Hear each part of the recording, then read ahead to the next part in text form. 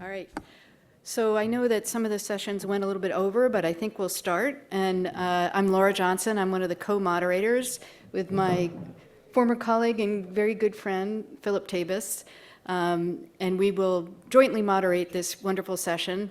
And I have to first thank you all for coming, because I think it's pretty brave to come to the last session of the day. So you're already, pretty full with information, and this may not have the catchiest title of all of the other sessions. So in an experiment, we've installed a little tiny electric buzz in each of your seats. And if I see you nodding off, I'm just warning you that will give you a little wake-up call. So we have a tremendous panel with us today, and we're going to start off by just saying briefly that I have been involved with the International Land Conservation Network since the very beginning.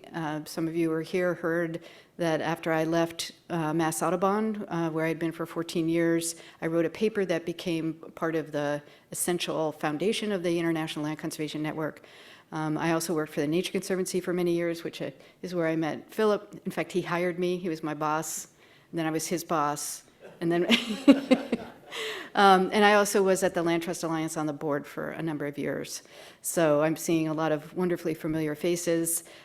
Philip is a lawyer, a distinguished career at the Nature Conservancy, including many, many years as general counsel, and now has taken our role as to do special projects, which is to the Nature Conservancy's great benefit.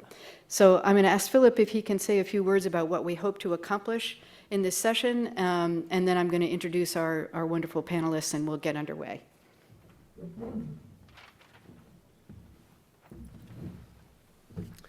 Thanks, Laura, and nice to be here with all of you. And what this session is about is to try to define and give some meaning and create some understanding about what we mean by permanence in conservation agreements. What we're trying to explore is how conservation permanence in the agreements are used in various parts of the world, how the different geographies look at conservation agreements, and how they try to balance the investment of the public in conservation with the changing needs of both the landscape as well as the landowners who own these properties that are subject to conservation agreements. We're also talking about exploring the use of partial interest in land as the tool of choice for conservation agreements, and we want to explore how those agreements fit with the notion of permanence, and whether or not some other aspects of permanence can be, those agreements can fulfill the notion of permanence as we try to ensure that they do fulfill their conservation purposes. Another thing we want to try to do in the session is really to look at the issue of is there some standard in the conservation community that we can use to help ensure that the other conservation organizations and conservation interests that are being created around the world are being used in a similar way, and that the issue of permanence in the conservation instruments are being achieved. And so we're going to hear from examples from each of the geographies, from Europe, from Australia, the United States, and Canada. So with that, I'll pass it over to the speakers. I'm going to introduce them. Great. So we do have 4 incredible panelists today. As Philip said, we've got different geographies represented. We're going to start with Ayla Wallstrom-Evans. She's based here in the U.S. She's an attorney with the Land Trust Alliance Conservation Defense Initiative, and her work focuses on providing legal advocacy on issues of national importance to conservation defense and permanence. Before that, she was in private practice. So, as you know, U.S. is a common law jurisdiction, so we have a common law point of view there. We also have Sarah Brugler, who's here from Australia, another common law jurisdiction. She's an experienced environmental law professional and is a current doctoral candidate in the Faculty of Law at the University of Tasmania. Her doctoral research investigates the use of conservation covenants as a tool of environmental law, focusing on key governance elements for covenanting bodies to achieve successful conservation practices. before she started working on her PhD, she was legal counsel for the Trust for Nature in Victoria, which is one of the preeminent covenanting organizations in Australia, and their former CEO, Vic Marles, is sitting over there. We also have Guy Greenaway, who is from Canada. So in Canada, we have a blended, it's not blended, it's part of the country's common law.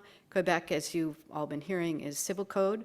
Guy is based here and has 25 years of experience developing and managing projects related to landscape-level ecosystem analysis and management, conservation policy, and sustainable land use planning. He's chaired boards of the Alberta Eco Trust Foundation, the Alberta Land Trust Alliance, and the Small Change Fund, and as executive director of the Southern Alberta Land Trust Society. So you can tell that he is from the western part of Canada. And then finally, but in no way least, we have Jurgen Tak, who I think I'm right, you're based in Belgium, you live in Belgium. So Jurgen is,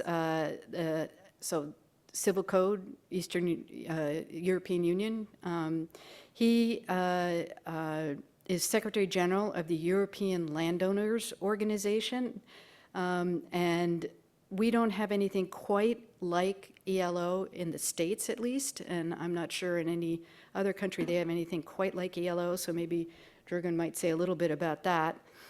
He's a scientist who joined ELO in 2016 as scientific director, while he was also serving as CEO at, I'm not going to get this right, so I'll say it in English, Flemish Landowners Organization, and CEO of, I also have to not, what is it? It's Ascro.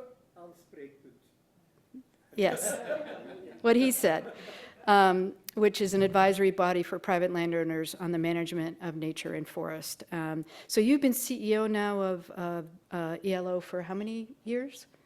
A little bit more than a year. Okay, great. So we're going to start with Ayla talking about the U.S. perspective.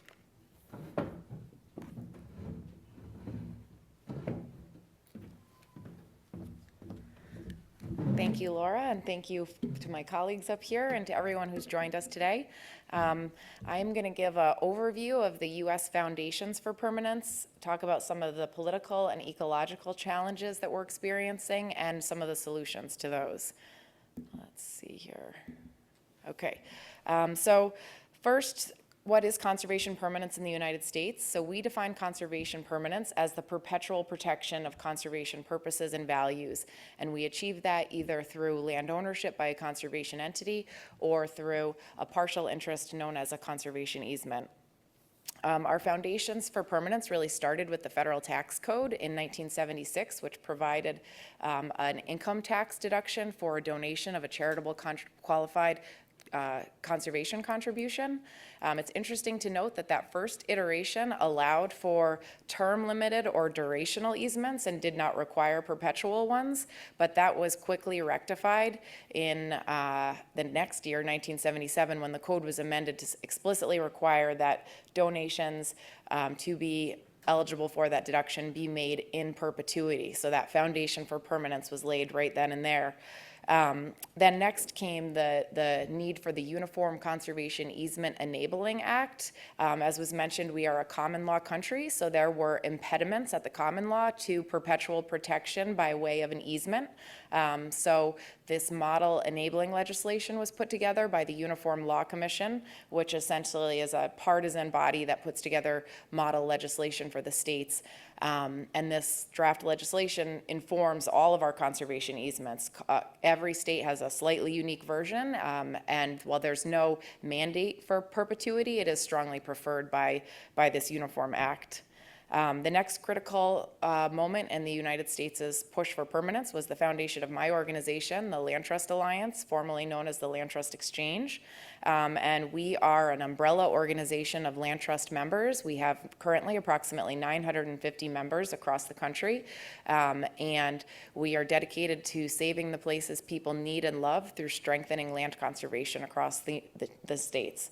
And we do that by providing a range of legal advocacy, legislative advocacy, and capacity building to our members.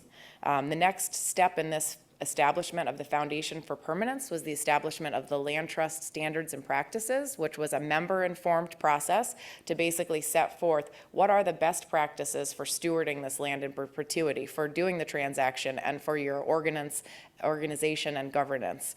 And so those were a really critical next step to sort of putting into words, how can we do this? How can we achieve these goals?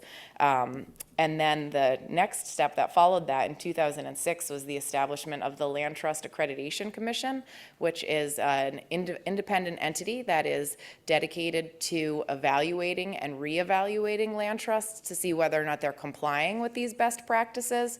So basically this put the teeth on things. So the best practices are there as guiding principles, but there's no one checking to make sure land trusts are following them. So accreditation comes along as a way to say, we've been independently verified and we've demonstrated that we are living up to the promises that we've made in perpetuity. So it was a really, really significant step for conservation permanence. And then the final pillar for conservation permanence in the states is the establishment of the Terra Firma Risk Retention Group, which is a very unique insurance, one-of-a-kind insurance program that helps land trusts to offset the costs associated with the defense of conservation permanence. As we know, we can get a transaction across the table, but then the rubber really hits the road when we're protecting that in perpetuity. So Terra Firma provides the funding to defend in perpetuity. So now we're going to talk about some of the challenges to permanence in the United States, starting first with some of the political challenges. One of our members from Wisconsin who's really dealing with this, well, let me back up a bit. This really has evolved recently in response in large part to the 30 by 30 initiative. There's a group of so-called private property advocates who are confrontational and working to diminish permanence under conservation easements. So one of our member land trusts in Wisconsin described this to me. What he's experiencing is death by 1,000 cuts. And so these three examples sort of show you how those cuts are happening. One is legislative overreach, where in Wisconsin there was already allocated funding for permanent conservation that was to be divvied up by the executive branch, but the legislature stepped in and created a committee to overview what those expenditures were, and they became stricter and stricter on allowing those to go through, and basically land trusts stopped applying for the funding because it was so onerous to get through that process. So a lawsuit was brought basically arguing that the legislature had overreached into the executive branch's authority. Our land trust member in Wisconsin, the Association for Land Trusts, actually intervened in the Supreme Court matter, and they had a huge victory for conservation where the court declared that this was an overreach, that the legislative branch was stepping into the executive branch's authority, and that was not permissible. Another example of a political challenge to permanence, we have also in the United States state entities that can hold conservation easements, and unfortunately sometimes these state partners don't live up to their responsibilities in holding an easement in perpetuity. So in Ohio, there was an agricultural conservation easement where a pipeline was proposed to run right through the easement, and it would disrupt the soils, have all sorts of detrimental impacts on those agricultural soils, and the agency granted it without any consideration as to the impacts. The landowner was dissatisfied, brought suit. Again, the State Association of Land Trusts stepped in, filed an amicus brief defending the conservation purposes, and interestingly, the former director of this state agency testified and said the agency wasn't following its own policy and procedures, just took what the condemner said to be true and harmed the conservation purposes. And then the last example I have for a political challenge is perhaps the most overt that we're seeing, which is bringing legislation to limit the duration of conservation easements to a certain term. And so in Montana, for example, in the 2023 legislative session, there was legislation that was brought to limit any state-funded conservation easements to terms of 40 years. So those are some of the political challenges that we're seeing. And of course, there's also ecological challenges to permanence, which I'm sure will be very familiar to many of you here. Natural disasters are raising things that were never considered before. So for example, in our states that are wildfire prone, there's now a need for vegetation removal for protecting life and property, which can be violating the conservation easements terms for vegetation removal.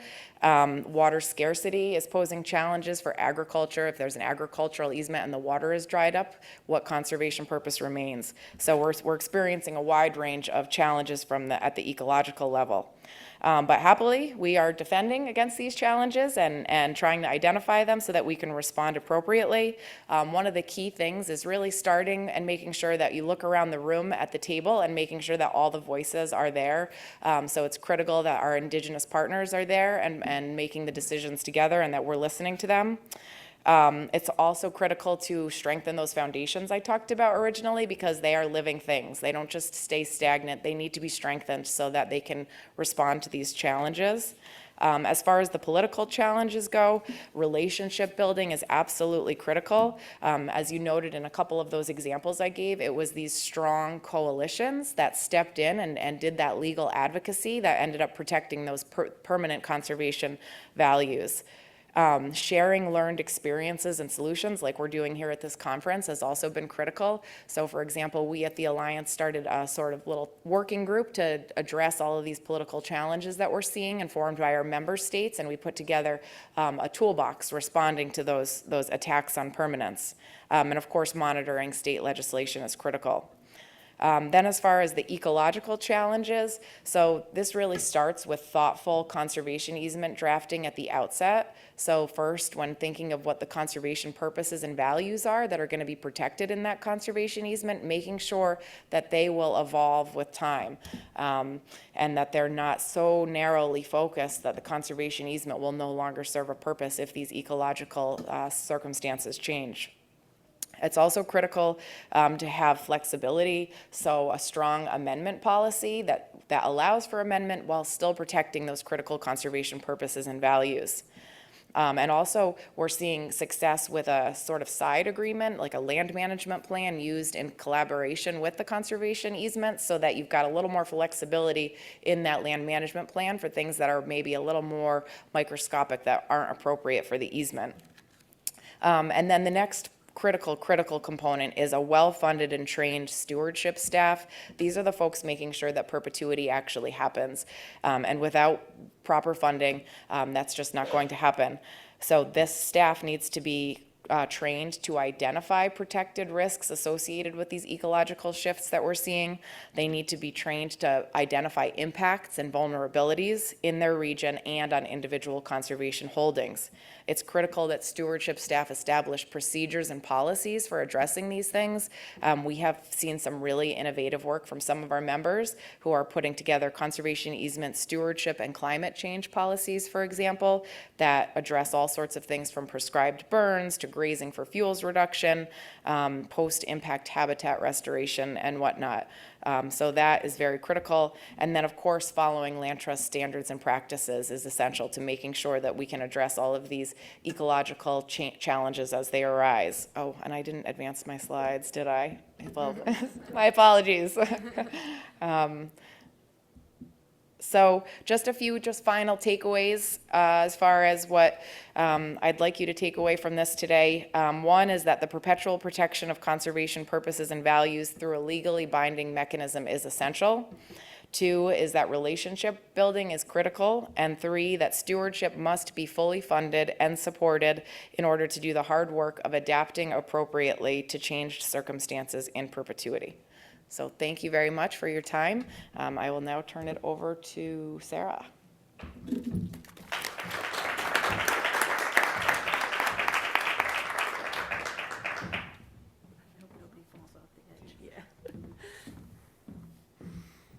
Hi, thanks so much for that. It's always so fascinating learning about different jurisdictions, and I got so much from that presentation, so thanks very much, and I'm really looking forward to the discussion afterwards.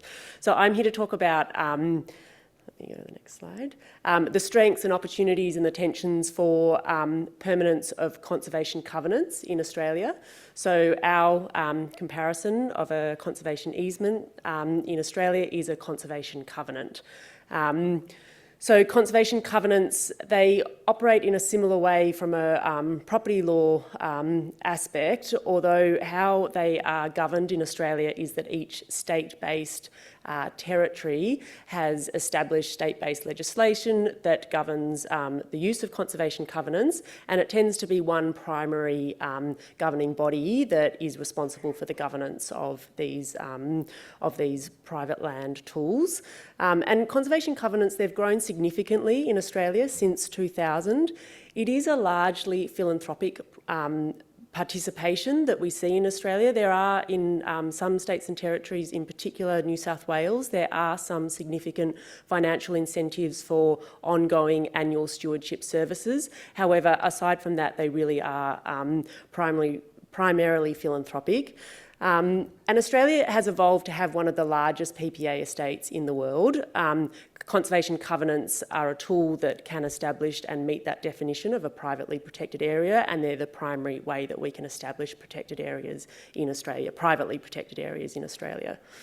And how we apply conservation covenants in Australia, which is perhaps a distinction from the US, is that we tend to apply them to high-value conservation land. So really looking at wildlife corridors or habitats for threatened species. So this is where conservation covenants fit within our protected area estate. So Australia has 22% of land in our protected area estate, what we call the National Reserve System. And we, I don't know if many of those were in the OECM presentation before, but James talked about the different governance roles that we have and which we incorporate into our National Reserve System. So one of our almost over 50% of our National Reserve System is made up of, here it's listed as community, and they're essentially Indigenous protected areas. We have national parks that make up around 40% of our National Reserve System. We have jointly managed parks, and then finally we have privately managed conservation reserves, or PPAs, and they make up around 6% of our national system. However, you can see here that actually it's less than 2% of land in Australia that is under a privately protected area. So while we have quite a successful practice, it is a relatively small in terms of Australia's overall land mass. Australia, I might have skipped a slide, did I? No. Here we go. So this is some more background context to our National Reserve System. So it is underpinned by a NRS strategy, and that really sets out the different governance components that we incorporate into the NRS. And a key component of that is the comprehensive, adequate and representative principles that underpin the NRS. In the last slide, I had a map of Australia that showed, I'll just go back, sorry, I'm flipping around a bit. The orange sections on that map of Australia show the underrepresented sub-regions in our National Reserve System. They exist largely on privately owned land in Australia, and they're quite reflective also of productive agricultural lands. So that's really where the gaps in our National Reserve System lie, and that's why private land is really important in being incorporated into our National Reserve System. So 63% of land is managed privately, less than 2% is within a privately protected area, and what that means is that biodiversity on private land is at threat. So where are we at with conservation covenanting? I think in Australia at the moment we're at a bit of a crossroads, because we know that we need to do more to achieve our 30 by 30 targets, and there is government commitment to achieve those 30 by 30 targets, and they're introducing new tools to try and achieve that. One of the most significant of which is the nature repair market. We've also just introduced a new OECM framework in Australia, and there's quite a well-functioning carbon market in Australia. The challenge for conservation covenants in all of this is that we're not yet sure where they fit. So the nature repair market, we have overarching legislative framework, but the rules and the methodologies for how that market is going to work is still under development. Similarly with OECMs, it's not quite clear the role, how they are different to conservation covenants. There was, in that last OECM workshop, we talked about when that initial OECM draft was produced by the Australian government, they talked about a 25-year term, and that kind of had the real potential to undermine this importance of permanence and permanent protection in Australian protected areas. So I guess the key question that I'm really thinking about in my research is, as we've got all these new tools, how are we going to achieve the optimal governance interactions between them and still ensure that we've got this high integrity national reserve system? So this is my shopping list for what I think we need to do with Australian law and policy for how we can get to the 20 by 30 targets in a really effective way that complies with our national reserve system policy that we have in place that is well regarded and well respected.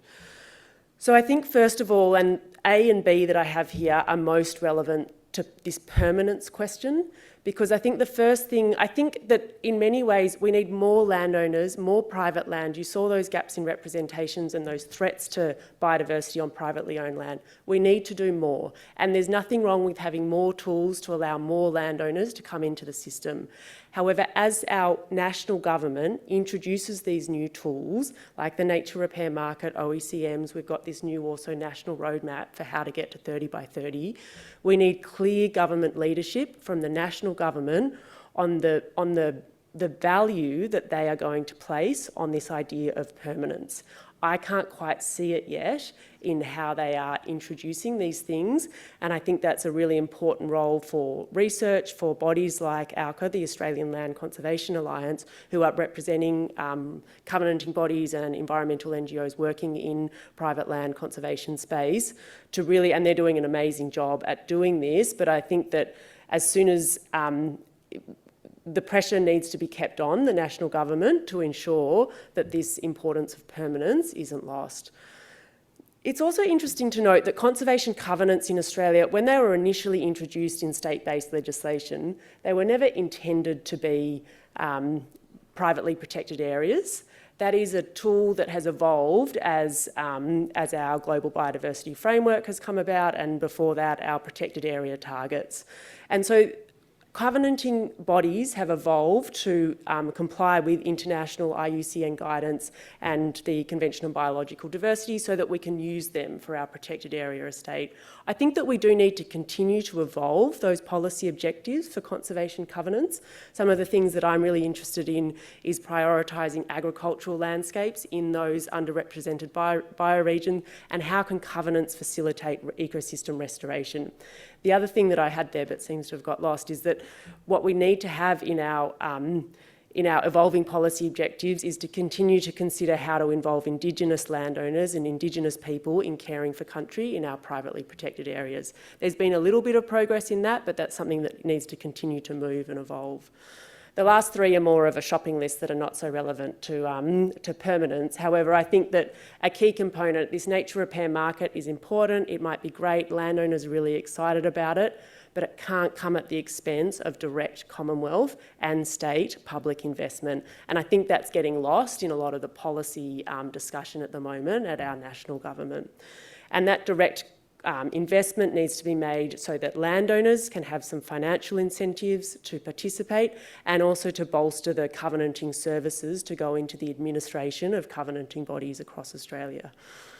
We need to remove barriers, more tax incentives, get some better rate rebates. There's a lot of work happening. However, there's more to be done in that space, and that's something that Cecilia's done a lot of work on at Trust for Nature and has had some great successes at removing things like land tax in Victoria for covenanting. So there's a lot of stuff happening, but it's slow, and there's more to do to really increase that participation. And then finally, you know, it's really fascinating to hear about the role of the courts in US conservation easement practice, because that's not something that has been very influential in covenanting practice in Australia. And I think that as this practice grows, covenanting bodies, we need to get ready to be able to use the courts to protect this idea of permanence and to protect covenants and their integrity. So far, it's kind of operated in a fairly successful way without large litigation cases, and they tend to be not in the litigation that has happened, they tend to have been not brought by the covenanting bodies or the government institutions. But I think that that's something that we really need to keep our eye on, so that when there are breaches, covenanting bodies and those that are holding conservation covenants are ready to act and enforce. So I think my essential components for what we need for effective conservation covenants in Australia, that idea of permanence is first and foremost. And I should say these are themes that have come out of my PhD research as I've interviewed governance experts and landowners across Australia. So that idea of permanence, the need for active and adaptive management from landowners with the support of covenanting bodies. We do need more participation from different landowners.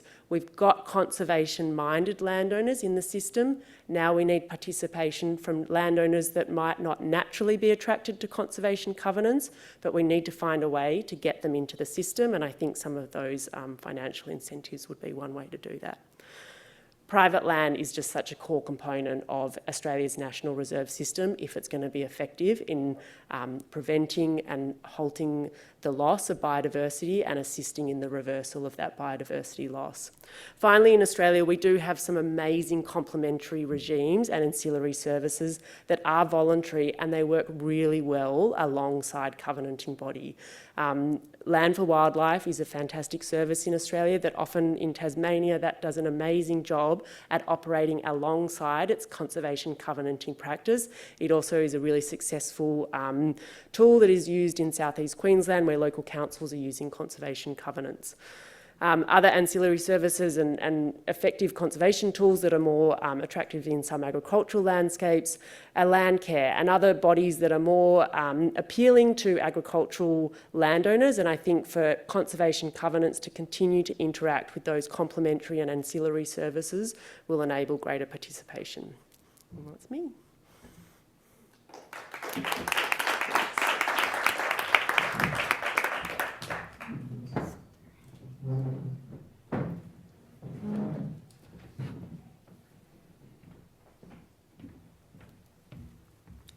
First goal, don't fall off the stage.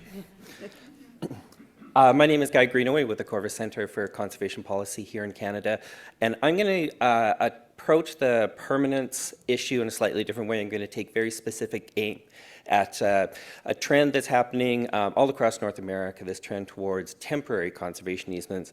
And you can tell from my subtitle just exactly how I feel about it, the short-term solution to a problem we don't have. But I'm actually going to dig into that and explain what I mean by that because I think it is fundamental.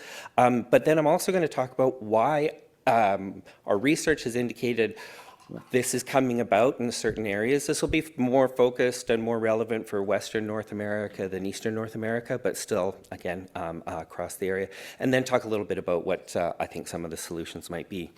And to begin with, I just want to thank the ILCN for the opportunity to come in and talk to you guys and share the work that we've been doing on this topic. One of the things that I was asked to do was just give a quick overview on Canada and private land conservation. And so I have prepared the definitive and complete description of Canada, according to me at least. So the first thing you need to understand about Canada in the context of what I'm going to talk about is land mass. And Canada is the second largest country in the world, equal in land mass to all the countries of Europe combined, third larger than Australia, 2.5 times the size of the United States, 8 times the size of South Africa. But that's just one part of the picture. When we talk about the ecological zones that we have in our country, a good portion of the country is these top 2 zones, the Arctic and the taiga. Very important, very fragile, very dramatic landscapes with a relatively low level of biodiversity. We have the Western Cordillera Mountains coming up through Canada on the western side. We have the boreal forest going all across the country, one of the lungs of the entire planet. And we have this chunk of the Great Plains that comes up across North America and into Canada. We call the grasslands or the prairies. And our most biologically diverse area is the extreme south, the mixed wood plains. And then where we are and towards the east, the East Coast influenced Atlantic Maritimes. Okay, the key picture to put with all of this is population. This country has only 41 million people, and it's even more particular than that. The 3 territories that represent the top half of the country, it's only 135,000 people in that entire area, and less than 1%, way less than 1% of that land is private land. Those are 3 jurisdictions that are constitutionally under the control of the federal government. And then we have population distribution concentrated further south. So we're overwhelmingly in the south. Those areas that you see of population density, that represents 95% of the population of the country in those extreme south areas. So in terms of private land, you have to understand how land management works in Canada. The provinces are different from the territories, what's represented in the colors here. Each one of them has control of their natural resources. They have control of land use planning. So they sort of operate like independent monarchies with varying degrees of antagonism towards the federal government. Only 15% of the provincial land is privately owned, and that varies quite dramatically. My province, Alberta, second from the left there, is 40% private land. Province that we're in right now, the largest province in Canada, is 8% private land. And what happens with private land conservation obviously reflects that. Oh, and I'm going to just back up. That 8%, that's where our civil law code applies, and then the rest of it is where the common law applies. And if you heard Brice Calais talk about civil law, he would have been referring to that area. Okay, the other piece that's really important to understand is agriculture. So what I've shown here is the extent of our agricultural lands in Canada. And you can see from the maps I've shown before and some of the stuff I'm not showing, it matches our population density, our private land ownership, our high biodiversity ecozones, and our most endangered ecosystems and the areas of species at risk habitat. So we have a high correlation there. And in fact, that agricultural land has a huge amount of wildlife habitat. So when we're talking about private land conservation in Canada, we have to think through these three dynamics in combination. Working lands, whether that's agricultural lands, I will be speaking less about silviculture, more about agriculture, the population and where it is, and wildlife habitat. And when you think of those three things and the intersection of those three things, that's where the world of conservation easements in Canada exists. So I'm going to talk about temporary conservation easements, and I'm going to start by talking about conservation easements in general. In Canada, we have all sorts of terms for conservation easements. If you're on the West Coast, it's a conservation covenant. If you're in Manitoba, it's a conservation agreement. Conservation easements, servitudes in Quebec, which are similar but not quite the same, but all of them referring to private contract between an eligible conservation easement holder and a willing landowner, limits the activities on that land in favor of those conservation goals. It's registered on the title, so it runs with the land. And the key thing at the bottom there, usually perpetual, usually as in over 99% of conservation easements are perpetual. But this is what I want to talk about, is temporary conservation easements, or sometimes called term conservation easements. And I avoid the word term conservation easements because all easements have a term.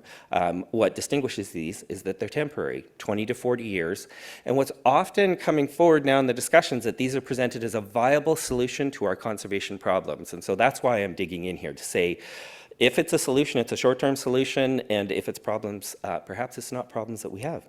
So the short-term solution, I have limited my slides here quite a bit. You're welcome. The limited conservation outcomes are pretty apparent. If it's a temporary agreement, then by definition, those outcomes are temporary. And I kind of think of it as like the results of the absolute worst environmental protests. It's like, we want to have clean air for a while, and we want to have clean water for one generation, and we want wildlife habitat until we actually want to do something else. So it takes this tool and it turns it into something that it actually wasn't from a conservation perspective, so I think it's not a conservation solution. We face increased costs. The same closing costs to do a perpetual easement, same closing costs to do a temporary easement, but you have to pay all of that again later. And for the delivery agents, the land trusts and conservancies, you have to raise all of that money again and go to a funder and say, hey, can you support the conservation of this property again? And then speculation over the next 40 years is going to raise the price of those properties. It becomes out of the reach of a lot of land trusts. So I would say not a financial solution. And I kind of liken the cost-benefit analysis here to comparing two retirement funds. One where you invest for 40 years and you have a big pot of money, and then the other one you invest for 40 years and you have absolutely nothing. There is no requirement of conservation outcomes beyond that. So the next piece is, I think, it's the problems we don't have. The main criticisms of conservation easements, again, I could target each one of these with several slides, but the main ones that come forward, ties the hands of future landowners, negative economic impacts for the region, and the local government loses their planning authority. Let's for a second assume that I agree that these are all problems. Well, these are problems that temporary conservation easements have as well for 1 or 2 generations. So it's not really a solution to that. The other thing we hear all the time is, well, there's no demand for perpetual conservation easements. So we did some work in the United States, actually, these 8 states, right from North Dakota down to Texas, and we surveyed all of the land trusts in that area and found that 56% of them said demand for perpetual easements was either increasing somewhat or increasing dramatically.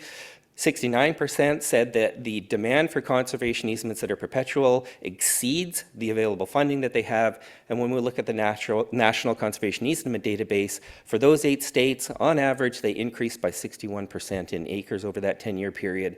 I think the demand for perpetual easements is pretty healthy. The other thing that we hear all the time is, well, landowners want short-term regular payment options. I don't disagree. These are just like a quick grab of all of the short-term payment options that are available for conservation practices across the prairies. Okay, so what we wanted to try and find out was, well, then why? Why is this push for temporary conservation easements coming about? And we kind of put it down to 2 factors. One, on us. Who are we actually talking to as the sector and as researchers? And then the second is, what are the expectations based on the agro-environmental programming that's happening for those landowners that we're working with? So start with the first one, who we're actually talking to. If you think about an agricultural producer, a farmer, a rancher, you can often hear them described as they're conservation motivated or they're transaction motivated, meaning they're more motivated by the financial component of it, the agribusiness component, the new revenue streams. I think the reality is every producer, as well as a million other things, is a blend of those. But we can say that some are more conservation motivated and some are more transaction motivated. Okay, so what does that mean for conversations with agricultural producers? Well, those more conservation motivated ones are talking to the delivery agents for perpetual conservation easements. They talk to land trusts, they talk to conservancies. What we have, though, is that the more transaction motivated ones are talking to their producer associations, what makes sense. Those are the groups that are helping them access new markets, develop new revenue streams, create new markets. So when we as researchers start asking questions, we know that there's a whole bunch of those more conservation motivated landowners, but there's way more of those transaction motivated landowners. And as researchers, our prime directive, talk to as many as possible. We want the sample size to be huge. So what we unintentionally end up doing is we talk to the producer associations and all of them tell us, well, I talk to my friends and we say the demand is low.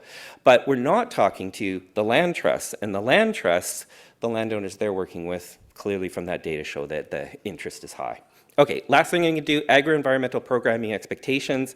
Sort of history of that is payment for practices programs, farm bill, subsidies, and we tend to emphasize the generation of new revenue streams. In other words, regular payments. Okay, I mentioned these 3 criticisms. One of the 4th criticisms is conservation easements mean you get paid once. And this is, again, a problem on our part of how we describe this. So if you think of land as a piece of cake, you can cut a slice out of that cake, that 40-acre parcel, and you sell that, and that's understood. That land is valued, it's disposed of, sold, it's compensated for, and that happens once. But with a conservation easement, it's a different but the same. It's a layer of the cake that is then separated from the land, and it is valued, disposed of, and compensated for once. So the upshot, I would say, are these 5 things. 1, temporary easements give us limited conservation outcomes. Secondly, it's increased cost, decreased efficiency. There's a lack of interest on the part of the delivery agents because there's a lack of need for them. We have existing temporary programs, and this misunderstanding of the tool, which I think is one of the things that we need to emphasize, is explain what that model of a perpetual conservation easement actually is, and explain to them how that financial calculation happens. In some cases, we do need temporary easements, sometimes for triage, or places like North Dakota, they don't have the ability to do perpetual easements. Okay, if we do that, often we say, well, the good opportunity here is it's a first step. They get their toe in the water, and maybe then, well, I think it's incumbent on us to provide what I call the ladder opportunities and say, okay, here's how we think that's going to happen, and articulate that. What are the next steps, and where could this go? And I guess my last plea is, let's just not call it a conservation easement, because a Ford Fiesta is a great car, But if you slap a Ferrari badge on it, it doesn't make it a Ferrari. And what you're doing is co-opting the credibility of something that is a much more powerful vehicle, and you're implying performance outcomes that just simply aren't there. So don't try and rebadge them. Thanks very much.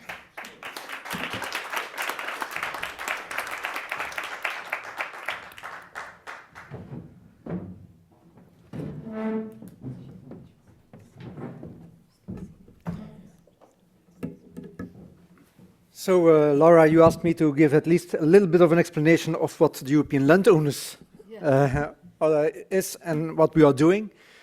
Let's say we are an advocacy organization on top of 67 national membership organizations.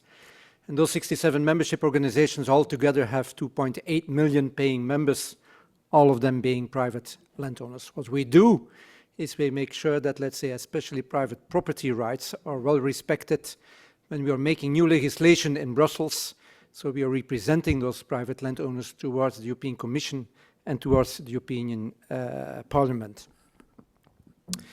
The reason why we probably have such an organization, and you don't have that in the US, is that, let's say, the notation of private property rights is under threat more than what you have in the US, where private property rights are much more respected than in Europe. And that is very much linked to the topic of today, being the permanence in conservation agreements. And so I will tell you a little bit the European perspective, and I have to admit that my organization, of all of the organizations present here in this conference, is most probably the ones who is most critical about permanence. So, but that has partly linked to the legislation system we have.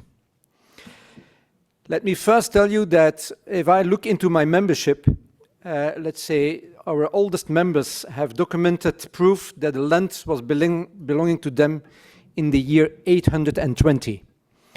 That is more or less 700 years before Europeans thought that they had discovered the Americas, but it gives you a times perspective on which the land can be in a single family. During the summer, I was in Italy, and let's say I was sitting next to the owner of a winery, and she told me, well, the land is in our family for 30 years, and so the first generation was let's say, in the city council together with the De Medicis in Firenze in Italy. Sorry? 300 years. No. That goes back to the year 1400, so we are speaking about more than 600 years that the land. And so she asked me, and do you have land? And so I had to admit that I think that probably in my family something went wrong 30 generations ago. Okay, let's us come back to a little bit more of a more recent, and if I have to give the political and legal context in Europe, I have to start with two directives. Two directives at the level of the European Union.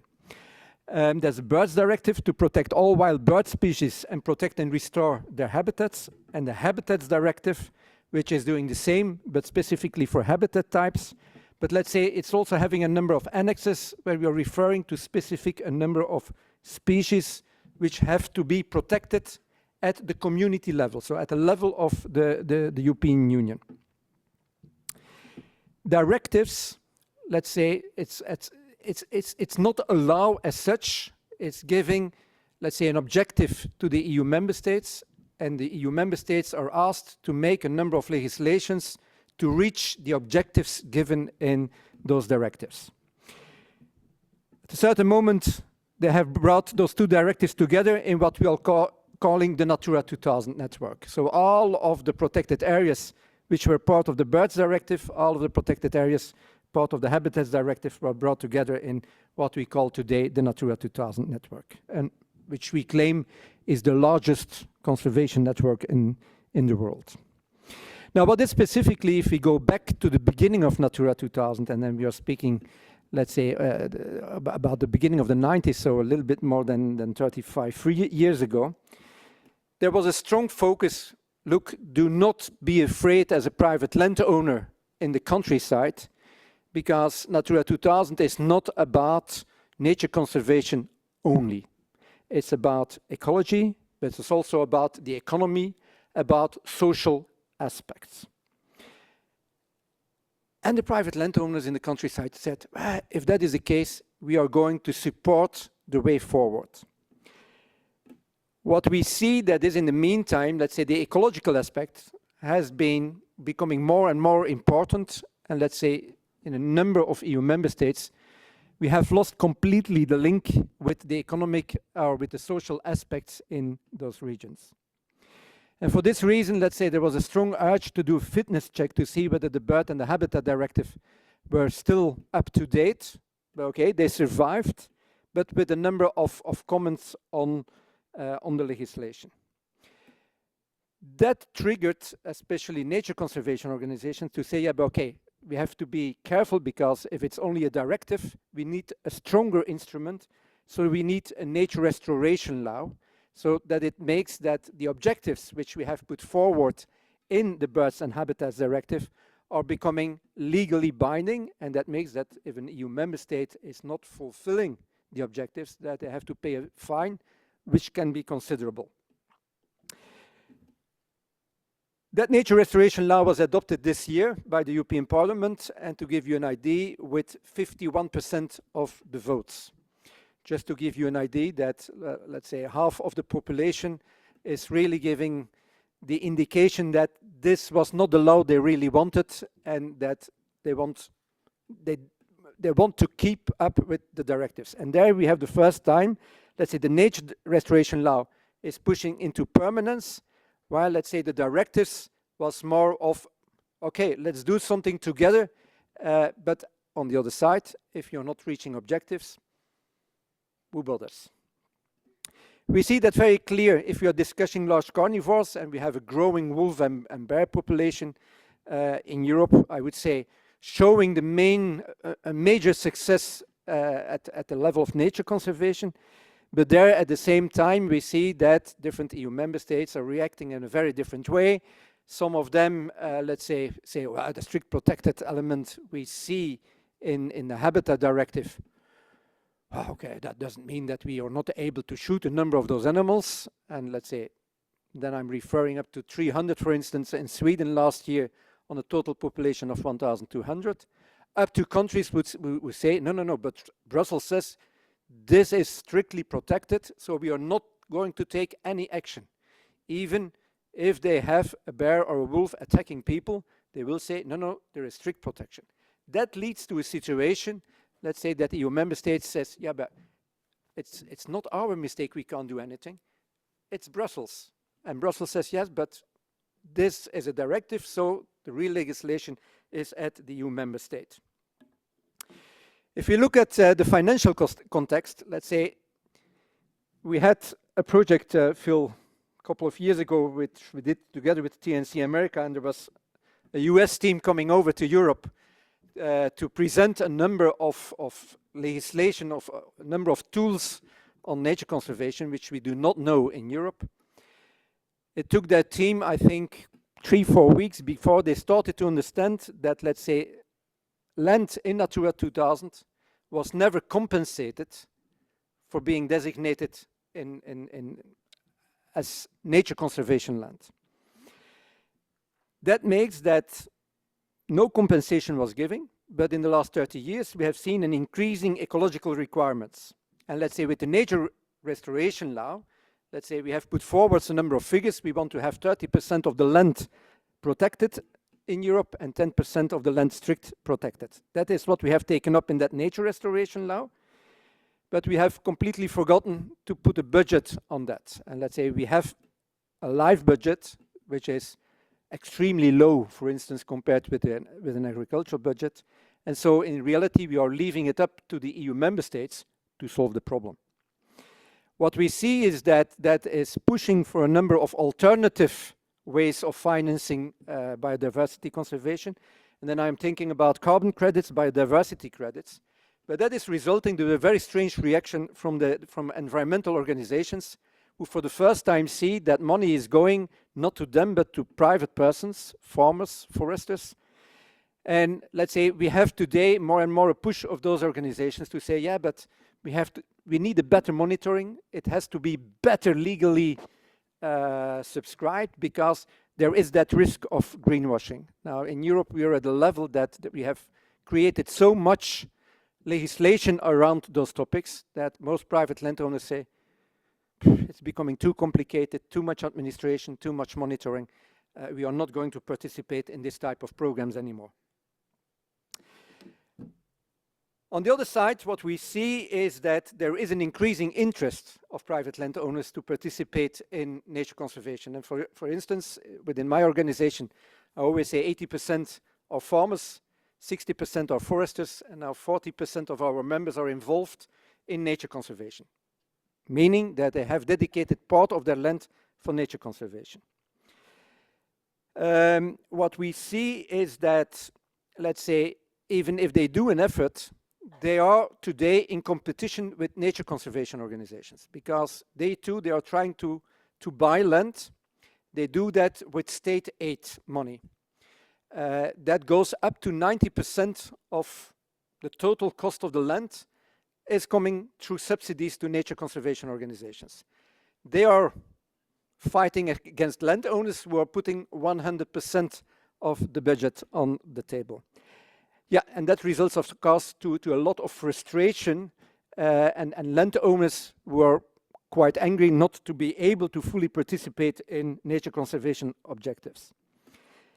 For that reason, that we had an interest to go and have a look at what instruments do exist elsewhere in the world, where we did the project, where we were focusing especially on Northern America, because it's quite well evolved over here. And that made that, let's say, from the US perspective, that we started to work on easements in Europe, where indeed the element of permanence is a big question, and where, let's say, landowners say, yeah, but okay, fine. The land is in my family, and if we go back 1,000 years, they can say it has been heath with sheep grazing on it. It has been forest because Napoleon troops needed the wood. We have been a winery afterwards, and today we are reforesting again the land in function of climate change. Just imagine that something would have been permanent 1,000 years ago, we would not have been able to adapt on historical circumstances. So they are really eager to keep their choices free for future generations. Also, environmental change. What we see today in Europe is, let's say, there is more and more scientific evidence that if we want to keep our forests in Europe, and we have seen that in the last 5 years with extreme droughts, but also extreme rainfall, that we have to shift towards a number of other species than the ones we know today. What is my takeaway for today? Well, permanence on private land is always related to long-term profitability. A private landowner who is not able to make a certain profit on the land is not able to keep the land on the long term. Do not forget, in Europe, we are paying inheritance taxes, and we are paying them at the level of 30% if you are the next generation. So if you go further in the family, it's even higher. And so if you want to keep your land within the family, that makes a serious financial effort. And they want to keep decisional power for the next generations. And I think, Guy, that is a lot linked to what you say. They agree with 40 years, because the next generation for them should have the freedom to act on the land again. What the problem remains in Europe is we still have a lack of adequate tools and instruments. Let's say with the nature restoration law, for the first time, the European Commission has shown interest in a number of tools that we have identified through the project we did together with the Nature Conservancy. And if nature conservation NGOs, I would say we need a shift in focus. Today, nature conservation organizations in Europe are acting as landowners, and we would like them to act as land managers, supporting those having the land today. Thank you very much.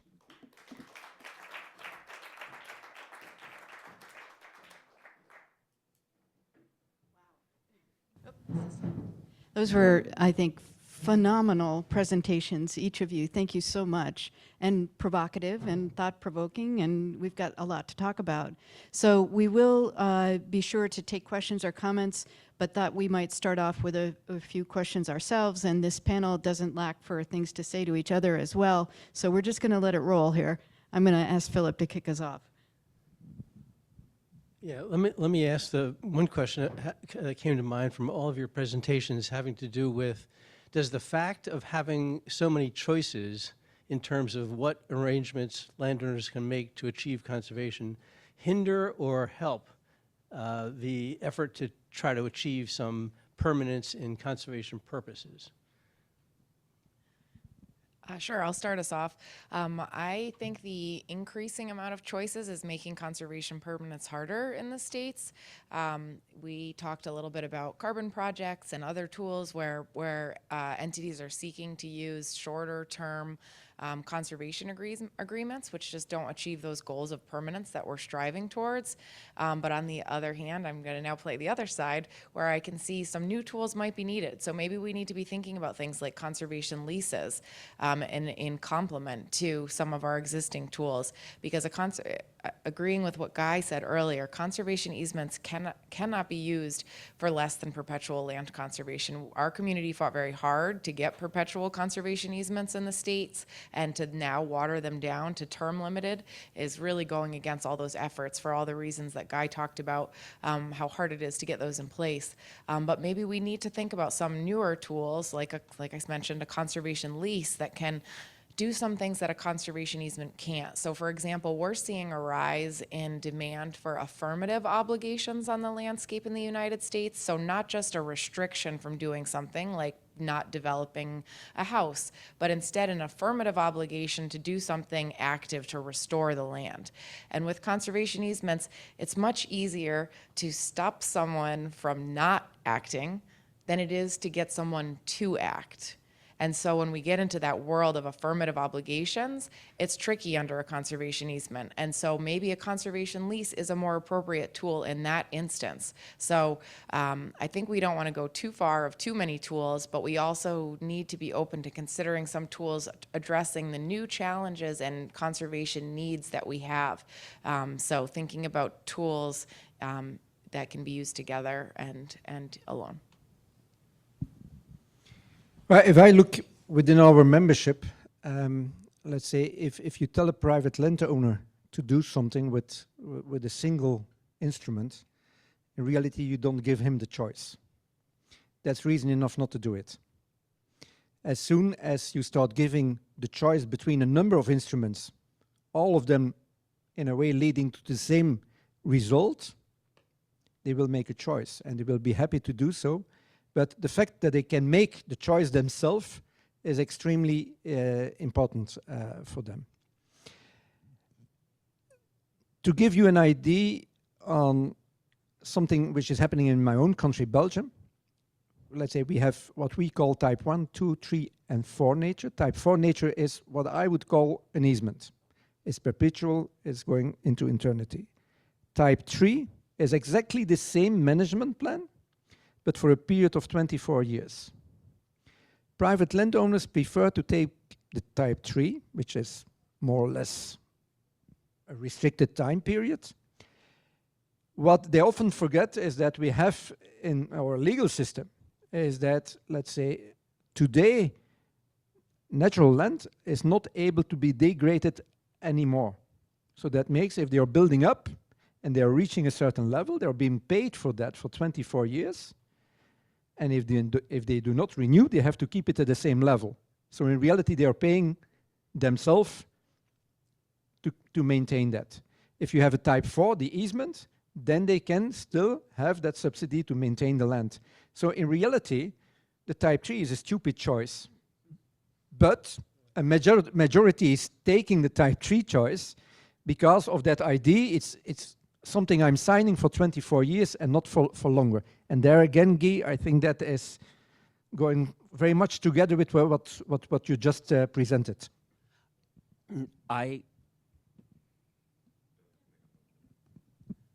Is it working? Okay. I agree with both of you, and and not just because that's a Canadian stereotype. I think that I think that we have more programs, and it's good that we have more programs. And just exactly what Jürgen said, it's about making sure that we are presenting as many options, because all of the landowners are different. All of them have different family situations, corporate situations, business situations, agricultural situations. So that's great. I think what the challenge is that we're getting a little bit too focused on the tool and not the outcome. And so we start to design tools around, will everybody want this? Will everyone want that? Will everyone? And we have to pull ourselves back and say, no, the goal is not to get as many uses of that tool. The goal is conservation. And if the use of that tool in that way doesn't serve conservation, then we should just avoid using it. And I think that's why this space where there's so much voluntary tool opportunities is really important, because again, that landowner is not being told to do any of those things. There are other components, legislation that requires that, but you're giving them those opportunities. I think the challenges for the land conservation sector, we get caught up in trying to find as many things that'll work. What's the next thing that'll work? You know, this is what people are interested in. And then we start to think that the tool is going to create our goals when we've actually already created our goals. And now we need to look for the tools that'll serve that.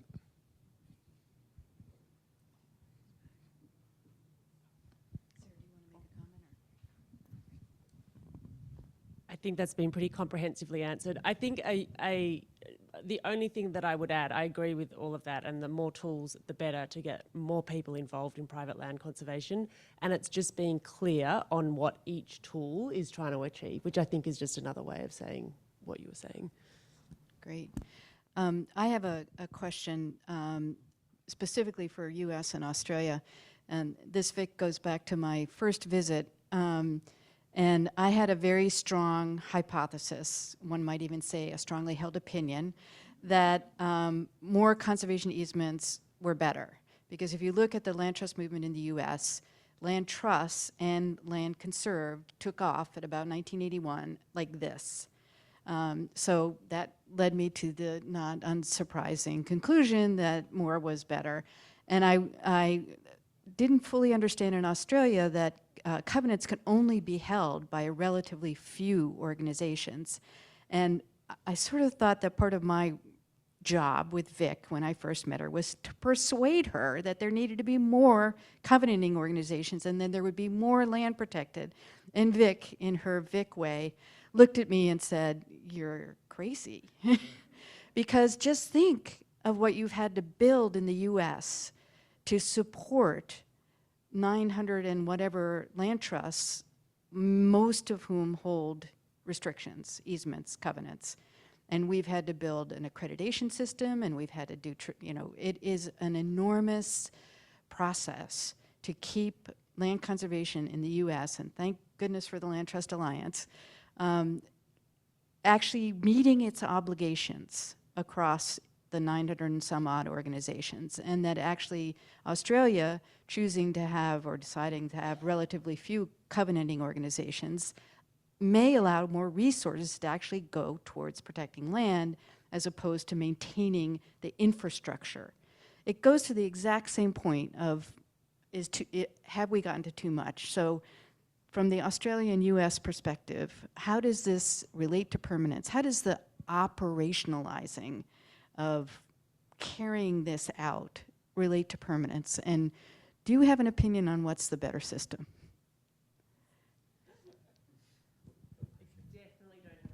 What's the better system? I can, you can always pick and choose the things that you think work well. I think that having public sector bodies that hold conservation covenants in Australia works well for our jurisdiction because it provides that integrity and oversight to the system in a way that works, I think, because of the population that we have and the way we interact with our public sector institutions. That would be my overarching thought on that. And I think in terms of resolving some of the complexity, it's a bit of a two-edged sword, because I think that if covenanting bodies had a greater role in some of the tools, these new tools that are coming out, that would help resolve some of that complexity, because they could, there's a land restoration project in Victoria where they were combining carbon and covenants for restoration, and it meant that Trust for Nature in Victoria, the covenanting body, could be really involved in the rollout of this new restoration initiative, and it didn't create this complexity or uncertainty in how this new restoration program was going to be used. So I think the two-edged sword to that is that not everyone wants to work with a covenanting body because their values aren't necessarily aligned with the covenanting bodies. So you need other options, but they're probably not permanent protection options. They're probably, they might be more interested in natural capital accounting or those types of things that are more suited to their businesses or whatever it is that they're doing in their landscape. So I think that for our conservation tools, the more we can involve covenanting bodies in the rollout of these new initiatives, the less complex the system will end up being. Well, I'm certainly not going to answer which is better because I don't know that. But what I can say is, as far as, is more better, I think it really depends. What we're seeing is a critical need for stewardship to be fully funded so that the promises made in perpetuity can be lived up to. These are not small undertakings. So when we take on new conservation easement holdings, if that's not coming together with fully funded stewardship, then that conservation goal is not going to succeed. Period. So when we're thinking about whether we need to increase the number of our acquisitions, we need to first look at, are we stewarding what we have? Can we keep our promises that we've already made? And are we making sure that we fund stewardship, we train stewardship, and that we hold stewardship to that same level of quality that we're expecting from our transactional folks?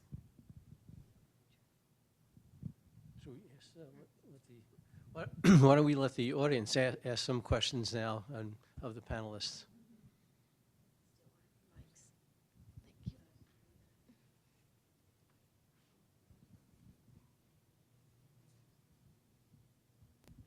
I was just going to keep going with what you actually were talking about, since I have experience in New Zealand, right? And I don't really think it's what's better or worse. I think it's what the community decides they want, right? So it's a bit like politics in the U.S., right? You get what you deserve, or you get what the people tend to want. And I think that the 950 land trusts in America works for us, partly because we are concerned about a different kind of open space, potentially, right? It's not all about landscape scale nature, right? It's also about local community, access, right? And in order to get that level, that granularity of open space, you really do need 950 land trusts, right? And I think, from my experience in New Zealand, it would be great to have a few more covenanting authorities, because that's what they don't get out of the kind of regime that's in Australia and New Zealand. This discussion makes me think of something I think we've often heard is, isn't there already a land trust there? Why does there need to be another land trust there? And one of the things, back to some of the points that Jürgen was making, one of the things is around what the different landowners in the area are looking for. Some of them desperately want to work with only a local land trust. Some of them want to work with a national land trust. And there's no right and wrong there. It's, that makes sense. Some of the slides I cut out, again, you're welcome, for Canada was looking at the way conservation easements are taken up across the country, and it's dramatically different. On the West Coast, the land trust community is very, very nervous of conservation easements. In the prairies, landowners very much want conservation easements, and they work well for very large properties.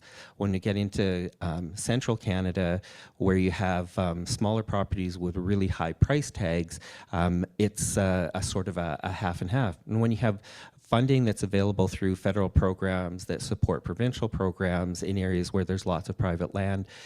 In the eastern seaboard, we're able to use other kinds of tools. So as much as I'm a huge fan of conservation easements, I always start with, but there are way more places where they don't work than there are places that they do work. So I'm a big fan of way more tools. But an easement remains a choice. it's an agreement between two or more parties in the end. The problem we have in Europe is, and I've mentioned the Habitat Directive. There you have a number of annexes, and in those annexes you have a list of protected and strictly protected species. Now what is happening, if you have one of those species on your land, you have to take all of the necessary management practices to keep that species on your land. And just the presence of the species makes that, in a certain way, you're entering an easement without having made that choice, because you're legally obliged to take all necessary measures to keep the species on that land. And what we see is that we have private landowners who are systematically mowing thousands of hectares just to make sure that they are not going to get that species on their land, because that would oblige them to keep it there, and it would not be longer possible that maybe they have another goal for that land to do that.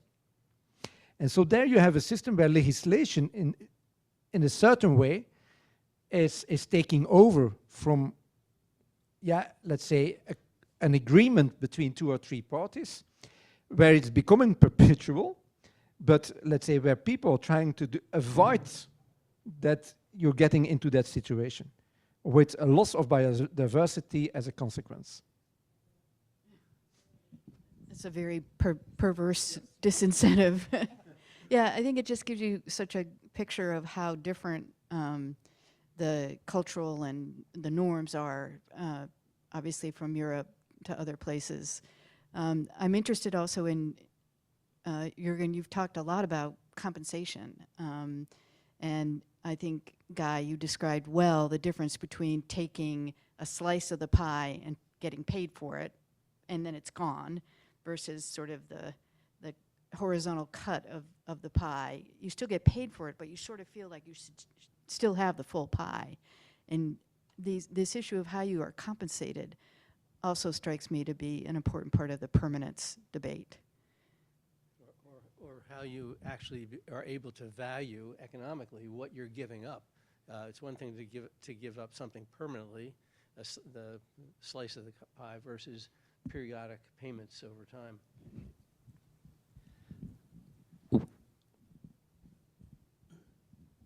I was going to add to that, but we should let other people ask questions. Well, I hope, I didn't see any hands. Oh, I'm sorry, yes, Cecilia and Vic, both. Who wants to go first? We'll go alphabetically. Thanks. Hi, I probably don't need to stand. I'm Cecilia from Trust for Nature. I very much drank the Kool-Aid on private land conservation, but I really am finding some of these discussions super interesting, and I'd love to unpack a little bit more how we address the question of permanence in farming landscapes. So a few of you raised the fact that these are some of the landscapes where we most need protection. In my experience personally, I have worked quite a bit with farmers, and the idea of a permanent conservation covenant over their land is, as a general rule, unappealing. Forever is a long time, is what I hear over and over again. I do not want to lock in my grandchildren to, one arrangement or another. So I'd be super interested to hear any reflections on what you think about permanence in the context of agricultural landscapes specifically. That's very reflective of the conversations that go on in my province in Alberta, the prairie provinces, which have a lot of extensive agriculture, and so a lot of the private land conservation is with private landowners. And it's a fascinating dynamic because, as I was trying to represent in my presentation, often we'll hear from producer associations that nobody wants to do this for exactly those reasons. I'm not going to tie the hands of future generations. I'm not going to tie the hands of my kids.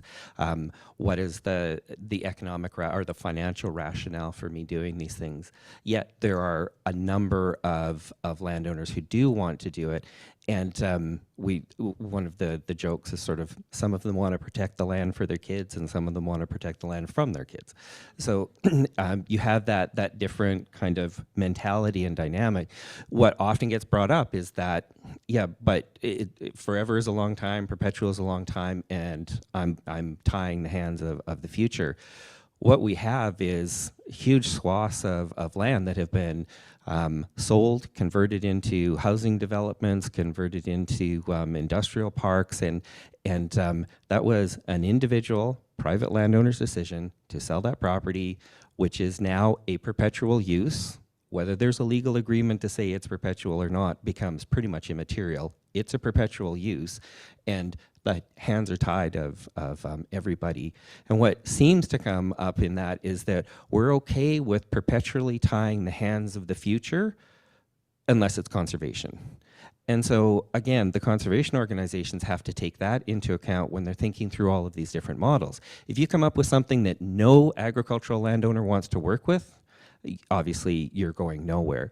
But at the same time, the other end of the spectrum is what we're seeing in Alberta right now. So an attempted cancellation of one of our major funding programs, a great funding program to pay for perpetual conservation easements. All of our land trusts would access that.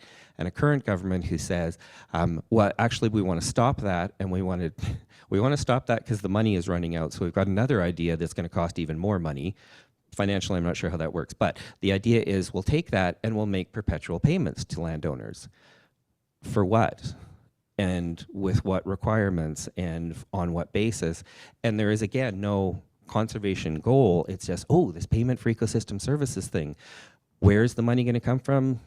A magic money tree somewhere. I don't know, but you know, we need to make those payments every year. They're part of our voting base, and that's the way we're going to change our program. So I think thinking of the agricultural landowners as this monolithic single thinking group is problematic when you start into those kinds of parsing out how you're going to compensate. I would, if I just may, just to make it a little bit more complicated, because if we look at the European situation, in Europe 60% of the agricultural land is not owned by the farmer. And there you come into a situation that, okay, if you want to take a measure, with who do you have to talk? Because if you have an agreement with a farmer, and let's say farmers, they normally have contracts of between 20 and 30 years with the landowner who owns the land. But if the farmer is taking, let's say, a long-term commitment, it's difficult because the end of the contract will be at, well, the longest it will be 30 years, but it will most probably be shorter. So the farmer is not able to do that without the involvement of the landowner. And the landowner is not able to do it because he needs the farmer to actually do the work on the land. And so there, let's say the situation is becoming even more complicated because who do you have to involve? Who do you have to compensate? And if it's both, who should get most of it? And just commenting on the U.S. approach, so we've had tremendous success with agricultural easements, and I think one of the critical pieces of that, and here I'm putting on my landowner attorney hat. Before I came to the Land Trust Alliance, I was an attorney for landowners in conservation transactions and represented many farmers, and it's really important that the land trusts consider farm viability when they're entering into those easements and hear from the landowners what their concerns are. I had one easement where there was a proposal for there to be a management plan that was in the sole discretion of the land trust. So the landowner would have no say in whatever this future management plan could be.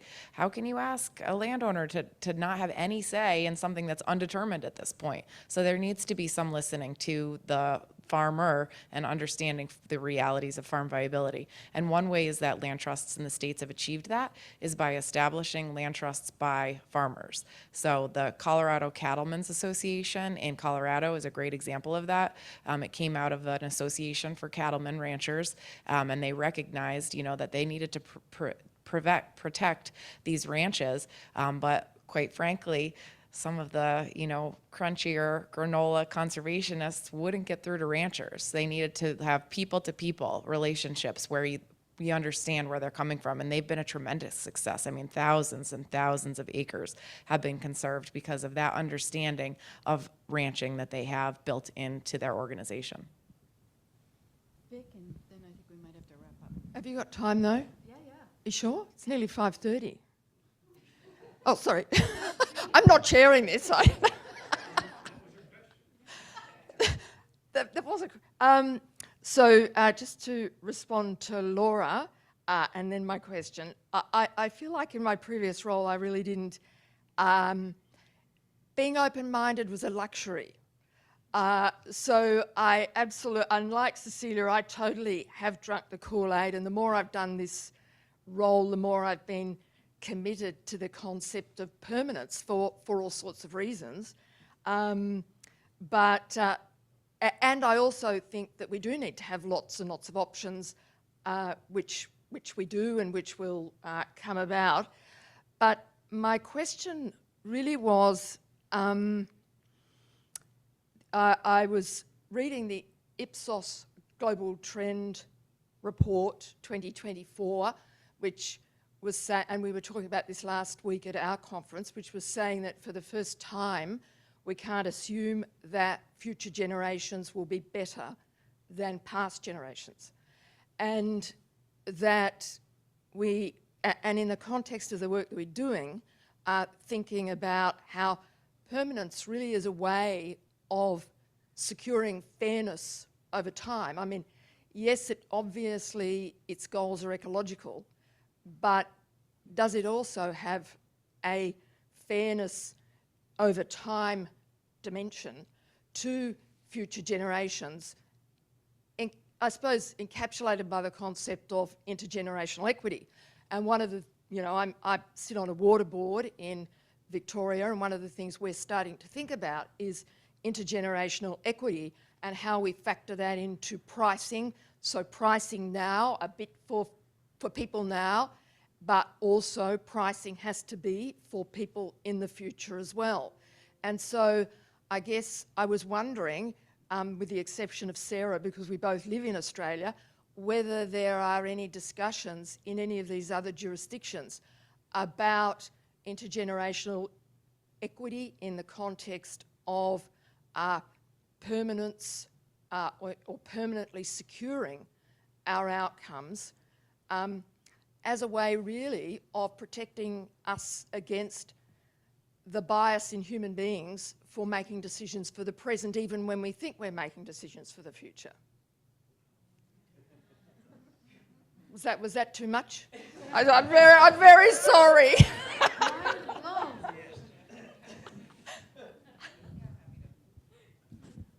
So I think that's very much on our minds in the United States. Equity is critical when we're thinking about how we put together these agreements.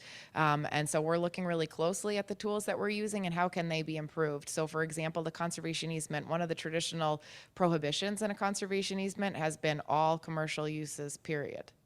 So that's really taking away a lot of earning capacity for future landowners where there might not be any impact to conservation, right? Like, what's wrong with me having a home business that doesn't impact conservation? And so we're trying to look closely at conservation easements and what parts of those are creating inequities that don't need to be there, so we can still protect the conservation values and purposes, but take away some of those inequities.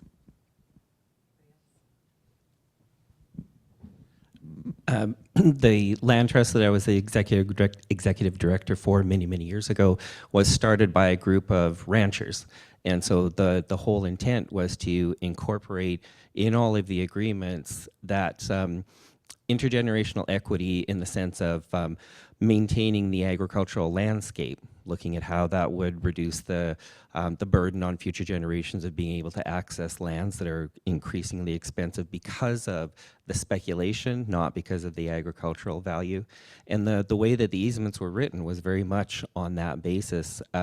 We never had anything that was a prohibition on commercial, but 30 years ago, our easements were about 5 times as thick as they are now. It was always, what more can we put in there? What kinds of restrictions? And it increasingly became, no, it's got to be about, first of all, can you connect it to a conservation outcome? Because if you can't, then there's no reason for it to be there. But then secondly, the quote unquote sales job working with those landowners was about their family, their sense of community, their heritage, their succession planning, all of those kinds of things. They saw the conservation easement as a solution to all of those problems that they were already facing. So in terms of putting it in, calling it intergenerational equity, I think that we have more of a theoretical conversation in Canada about that and less of a practical one. We could keep going. I don't know if this is on or not. I just found the presentations extraordinary, very provocative, and lots of questions. I think we had hoped to get to more ideas around solutions and particularly how ILCN can help, but we didn't get there because it was such an interesting discussion. So thanks to this wonderful panel, my co-moderator Philip, my mentor over all these years, and thanks to all of you for spending the last hour and a half. I know we stand between you and a drink, so we are adjourned. Thank you.